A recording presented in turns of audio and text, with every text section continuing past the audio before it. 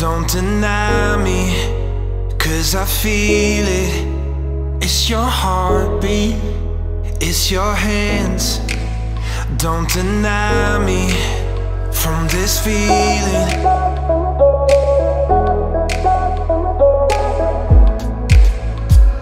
'Cause I could never say goodbye. No, I can't let you go.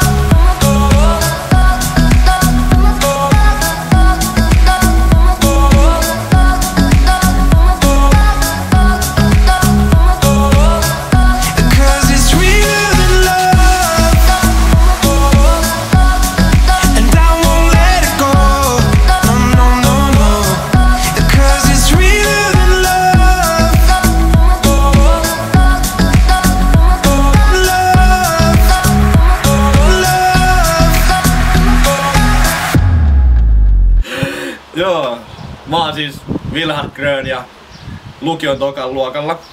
Tässä on messis kans mun lisäksi Valtteri Araviita ja Markus Aalto. Markus on lukios kans tokalla ja menos 3. mun kanssa. Ja Valtteri on sit opiskelee graafiseksi suunnittelijaksi ja se on tässä pyörii messis kans nytkin siellä Linssin toisella puolella.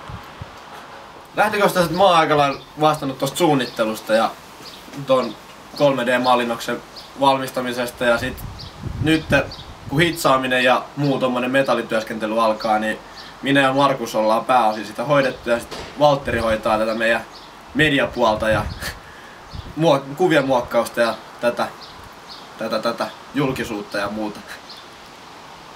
Yes, ja sit kun pyörä on valmis, niin tarkoituksena olisi tuoda kesän stadiin puistoihin hyvää kesäfiilistä ja pienet bileet siinä samalla ja ympäri stadiin vaan pyöräillä ja soittaa hyvää musaa ja tuoda semmoista pyöräilykulttuuria ja musiikkikulttuuria ympäri kaupunkia. Ja sit toki jos stadissa järjestetään joku rantafutista tai joku muu vastaava tapahtuma, niin me voidaan tapahtumajärjestäjän pyydä tulla paikalle ja tuoda musa ja muu, koska meillä pyörä helppo liikkuu ja meillä on kaikki tarvittava.